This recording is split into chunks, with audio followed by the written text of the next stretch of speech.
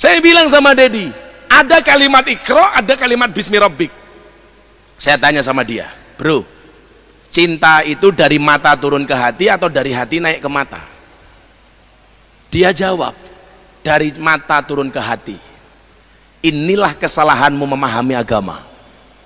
Kok salah? Bagaimana saya bisa cinta kalau mata saya tidak melihat, katanya.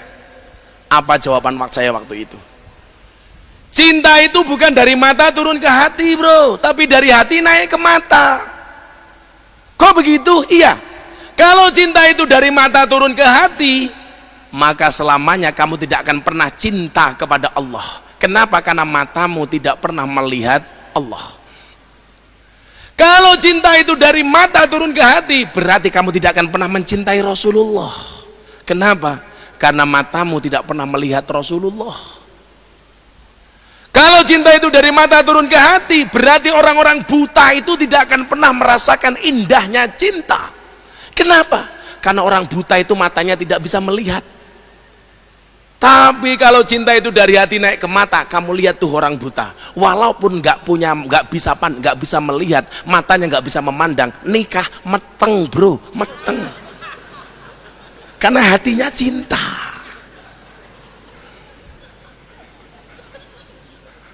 Kok profesor ketawa?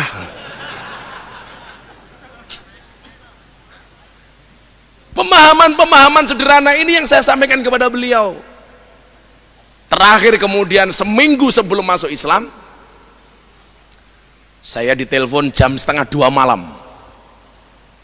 Malam Jumat, seminggu sebelumnya, karena dia masuk Islam hari Jumat tanggal 21. Dia telepon saya begini, bro, ngapa malam-malam kamu telepon? I will to be Muslim, katanya. Saya pengen jadi orang Islam. Saya tolak, Prof. Gak usah. Loh, kenapa? Jadi orang Islam itu berat, Ferguson. Berat, tak bilang itu. Cukup aku saja, tak bilang itu. Dia ngayal, pokoknya saya harus masuk Islam. Saya bilang, jadi mohon maaf, hari ini ada orang bilang Mas Dedi masuk Islam melalui Gus Miftah itu desain. Naudzubillah min dzalik. Dia mau masuk Islam melalui saya, Prof. Saya tolak. Saya bilang begini, saya teleponkan ke Istiqlal, ada imam besar namanya Profesor Nasruddin, silakan kamu saya antar ke Istiqlal. Enggak, dia bilang. You punya teman, kawan-kawan ustadz banyak, silakan kamu masuk dari pintu manapun kamu kehendaki. Dia bilang enggak. Semua acara televisi telepon, Prof. Gus, arahkan dong Mas Dedi masuk Islam melalui TV kami. Kami harus bayar berapa? Semuanya telepon. Dan dia mengatakan no, saya pun juga demikian. Kenapa kemudian dia waktu itu ngeyel pengen masuk Islam melalui Gus Miftah? Alasannya sederhana, Prof. Sebelum itu saya pernah YouTubean sama dia, saya bilang, dia tanya begini, kalau saya harus masuk Islam bagaimana ya Gus ya? Waktu itu saya jawab, bro, besok wajah Islammu itu seperti apa tergantung pintu masuknya. Kalau pintu masuknya marah-marah, maka Islammu akan penuh dengan kemarahan. Kalau pintu masuknya keras, maka Islammu akan penuh dengan kekerasan. Kalau pintu masuknya galak, Islammu akan galak. Kalau pintu masuknya lebay, Islammu kemayu. Tapi kalau pintu masuknya ini ramah, maka Islammu akan menjadi Islam yang ramah dan menyenangkan. Wallah, saya tidak pernah menyebut nama. Dia juga nggak tanya yang dimaksud keras itu apa, yang dimaksud galak itu siapa, yang dimaksud marah itu siapa. Enggak, saya nggak nyebut merek. Saya cuma bilang seperti itu. Akhirnya dia mengatakan apa? Kalau saya harus masuk Islam pintu yang menyenangkan, this is you, not others. Saya tanya, kenapa? Karena Islam itu menyenangkan, di masjid diterima, di kampus seminar diterima, di lokalisasi oke, dunia malam ho-oh. Kan saya bisa ikut, mbahmu itu, tak bilang itu.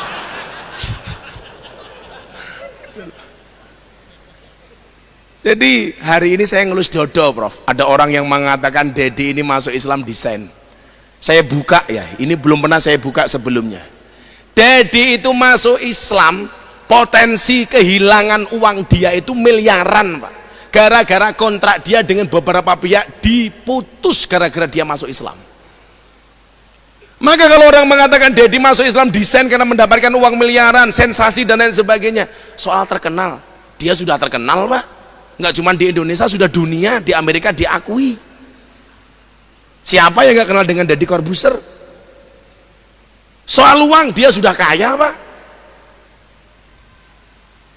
Mohon maaf, populer, kurang populer apa dia? Oh, yang cari popularitas Gus Miftah. Apa saya mampu ngajak seorang Deddy kalau ini tidak jalan hidayah?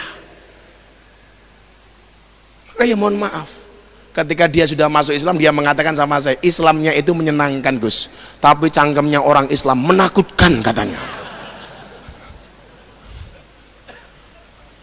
Ya Allah, di mana-mana saya ditanya, tanyakan ke Mas Deddy dong Gus, sudah sunat apa belum? Lah, urusannya sama kamu itu apa gitu loh.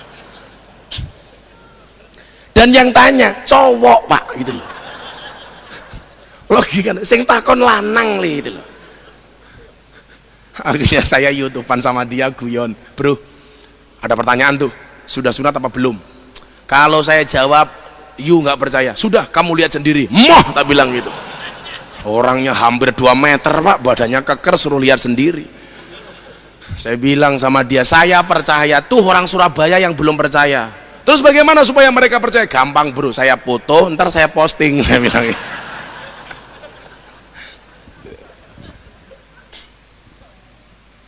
Dan semangat Islamnya dia luar biasa. Saya harus bisa baca Quran. Spirit yang kita kajian hari ini ya. Saya cari turutan Pak, ternyata di Jakarta nggak dapat turutan. Karena saya dari dulu kecil ngajinya turutan.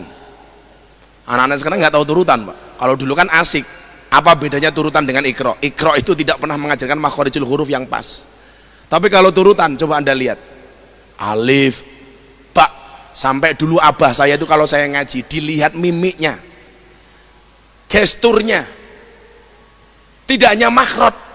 Bagaimana kemudian ketika mengucapkan kalimat Ba, saya cari kemana-mana nggak dapat. Karena saya pengen ngajari dia turutan waktu itu. Kalau ikro kan langsung Pak, nggak ada seperti itu. Kalau dulu kita ini kan turutan ini. Begitu hijaiyah sudah hafal, sudah bisa, saya dulu 2 tahun cukup hijaiyah tok. 2 tahun. Begitu sudah bisa kan asik ngajinya. Alif fathah, A, alif kasroh, I, alif doma, U, A, I, U. Tak fathah, ta, ha doma, hu, kaf doma, ku, tahuku. Akhirnya saya belikan ikro. Ayo kamu baca. Lucu itu Pak. Wong pinter toh, PhD itu kan, badannya gede, orang terkenal, ngajinya A, Ba. Hal-hal seperti ini seharusnya apa? Menjadi penyemangat bagi kita. Orang itu kalau Islam dari lahir hidayah dari rahim ibunya, biasanya Islamnya malah males-malesan, sak geleme dewe. Sementara orang yang baru masuk Islam semangatnya luar biasa Pak. Begitu dia masuk Islam, ratusan pihak biro travel yang ngajak saya sama Deddy Corbuzier umroh. Berapa travel yang ngajak haji? Apa jawaban Deddy? Kok saya malu ya Gus ya? Kenapa bro? Ibadah aja kok di endorse katanya. Ibadah saja di endorse. Sementara kita yang tidak pernah di endorse malah mengendorse diri kita sendiri. Di depan Ka'bah, hai guys, lagi tawaf guys, gitu kan.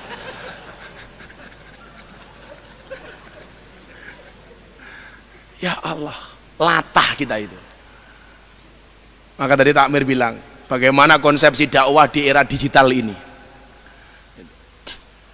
Konsepsi dakwah di era digital, ya tidak harus seperti itulah.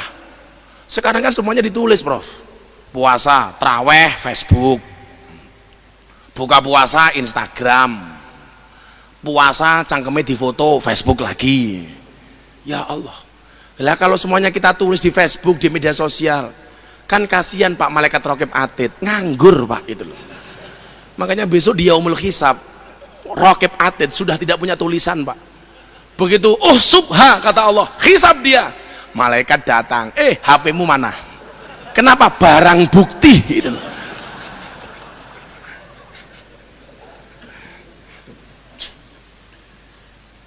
Saya kemudian apa? Mengajarkan semangat-semangat keislaman ini kepada anak-anak yang dianggap marginal. Saya masih ingat betul, saya masuk lokalisasi pertama kali itu umur 19 tahun Pak. Saya masih masuk kuliah pertama kali, gara-gara ada PSK curhat ke masjid saya. Ya Allah, kamu pengen ngaji nggak? Ya pengen dong Gus, tapi kan mana orang mau menerima kami katanya, padahal mereka butuh Allah Pak. Kenapa sih? Saya kasih contoh ya, mohon maaf kalau agak kasar mohon maaf. Saya masuk ke lokalisasi ditemani sama germo, mau ngaji. Ada orang masuk cari PSK. Ketika orang yang cari PSK ini ketemu kiai sama germo, menurut bapak-bapak, yang disungkemi tangannya kiai apa tangan germo Pak? Kalau logikanya itu pakai yang disungkemi tangan germo, ternyata enggak Pak. Begitu saya masuk lokalisasi ketemu dengan orang-orang seperti ini, yang disungkemi bukan germonya Pak, kiainya Pak. Artinya apa? Orang yang dianggap buruk sekalipun masih bisa membedakan mana yang hak, mana yang batil. Waduh, ono Gus Miftah konangan gitu. Coba. Maka Rasulullah ketika ditanya, ya Rasulullah mahwal ismu, Kanjeng Nabi, dosa itu apa? Apa jawaban Rasulullah? Al ismu mahaka fi sodrika wa karihta ayatoli'a alaihin nas. Dosa itu adalah satu perbuatan yang ketika kamu lakukan hatimu tidak nyaman dan kamu khawatir dilihat sama orang. Makanya tamu-tamu kafe itu biasanya delek-delek Pak. Aku hafal bang, aku kiai neo Pak gitu loh. Sembunyi-sembunyi, mereka nggak berani terang-terangan Pak, nggak berani secara langsung. Oh gitu, saya ngaji belum selesai tamunya sudah datang, Melayu Pak. Waduh, orang rampung atau pengajiannya itu. Orang kok malah terang-terangan, Gus kancani yo, enggak itu. Maka kemudian apa? Saya juga heran orang yang hanya bisa mengecam, menghina, membuli tanpa pernah ngasih solusi. Saya pernah live di televisi sama pembicara lain membicarakan pengajian saya di dunia malam. Orang ini bilang apa Prof sama saya? Pengajian Gus Miftah di dunia malam itu memalukan. Memalukan. Tidak bisa kebaikan dicampur dengan kebatilan. Wa qul ja'al haq wa zaqal batil. Ya Allah, saya batin waktu itu. Kok cangkemnya atos men iki mangan opo wong iki aku. Mulutnya kok keras banget, ada apa ini? Waktu itu saya ditanya sama pembawa acaranya. Respon Gus Miftah sederhana, saya jawab waktu itu. Mohon maaf. Kalau dakwah saya di dunia malam dianggap memalukan, lebih memalukan mana orang yang melihat kemaksiatan diam tanpa memberikan solusi apapun kepada mereka, langsung domblong. Maka saya sering mengatakan apa? Jangan pernah menghina pendosa seolah-olah kita tidak pernah berbuat dosa. Kalau seandainya kalian tahu betapa beratnya perjuangan seorang pendosa untuk mendapatkan jalan kembali, coba hujatanmu, makianmu, cacianmu kepada mereka tidak akan pernah merubah mereka. Tetapi kalau kamu dengan ikhlas mendoakan mereka, bisa jadi doamu itu menjadi wasilah hidayah untuk mereka. Memang kan gak semuanya orang harus ke sana Prof, kan berat. Saya yakin profesor gak mampu, yang mampu Prof, berat Prof. Kalau Anda ikut saya khawatir masuk nggak mau pulang Prof gitu.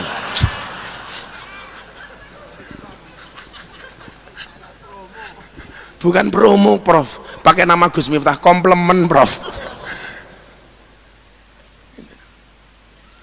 Saya selalu semangati orang-orang seperti itu, karena semangat Islam yang indah ini yang kita tawarkan kepada mereka. Kan nggak boleh sholawat di tempat maksiat, alah. Kan nggak boleh sujud di tempat maksiat, siapa bilang? Al ardu kulluha masjidun illal makbaroh wal hamam. Bumi itu semuanya tempat sujud kecuali dua hal, kuburan dan hamam, toilet. Mereka saya ajak walaupun dalam keadaan mabuk, diprotes sama kiai saya, dimaki-maki. Kamu tahu nggak hadis yang menyatakan sholatnya orang mabuk tidak diterima 40 hari oleh Allah? Waduh, saya waktu itu bilang, sejak kapan orang ini jadi panitia pahala ya Allah waktu itu? Dan memang ini pernah ditanyakan sama anak-anak kafe ketika saya ajak sholat pertama kali. Gus, katanya orang mabuk sholatnya nggak diterima oleh Allah 40 hari, bagaimana dengan kami? Apa jawaban saya waktu itu? Mohon maaf mas, itu hadisnya orang normal, sementara kalian abnormal. Kalau nunggu nggak mabuk sholatmu kapan? Terus kami sholat dapat pahala apa enggak Gus? Saya jawab, mohon maaf Gus Miftah bukan panitia pahala. Selesai Pak. Kenapa toh? Kita itu sering menjadi hakim bagi kesalahan orang lain dan menjadi jaksa bagi kesalahan kita sendiri. Lono wong dielek-elek sementara kesalahan kita nggak pernah kita lihat Pak. Maka saya katakan sama anak-anak di sana, lebih baik ahli maksiat yang khawatir dengan maksiatnya, dengan dosanya, daripada orang yang banyak amalan tapi sombong dengan amalannya. Makanya tadi hadis yang saya baca di awal sama ayat Az-Zumar tadi itu kesimpulannya di mana? Pada akhirnya surga itu akan ditempati oleh ahli maksiat yang akhirnya bertaubat, bukan orang yang sok suci namun pada akhirnya tersesat. Saya sampaikan kepada mereka, nah bisa jadi dosamu sebesar kapal, tapi ingatlah ampunan dari Tuhanmu lebih luas daripada lautan. Dan saya nggak pernah Prof menjadikan ini sebagai komoditas saya untuk terkenal. 5 tahun yang lalu saya sudah diminta oleh media televisi untuk sharing di acaranya. Gus, kan Gus Miftah ngaji di lokalisasi sudah lama nih, 10 tahun, mau nggak diliput TV? Saya tolak Prof. Saya tolak. Ketika anak-anak di lokalisasi tahu kenapa bah kok ditolak, jawaban saya waktu itu adalah 5 tahun yang lalu, Allah menciptakan Miftah tidak untuk menjadi orang terkenal, tapi untuk mengenalkan Allah kepada mereka yang belum kenal. 5 tahun yang lalu, sampai akhirnya sholawatan saya di kafe Bali diambil oleh wartawan, kemudian di share. Akhirnya apa? Hari Jumat sore saya pengajian di kafe itu, Minggu pagi muncul di Lamtur, Lambe Turah, yang nonton langsung 3 juta, yang komentar 15.000 lebih. Kok 15.000? 150.000, dan semuanya mencaci saya Prof. Ini penistaan, zina mata. Kenapa yang sholawat roknya pendek semua? Loh, saya nggak bisa ngatur bro, mereka itu hanya salah kostum. Mbaknya tingginya 180 cm, pakaiannya hanya 1 meter, itu saja sebenarnya. Maka kalau kemudian ini menjadi wasilah kemudian orang mengenal dakwah itu, wallah nggak ada desain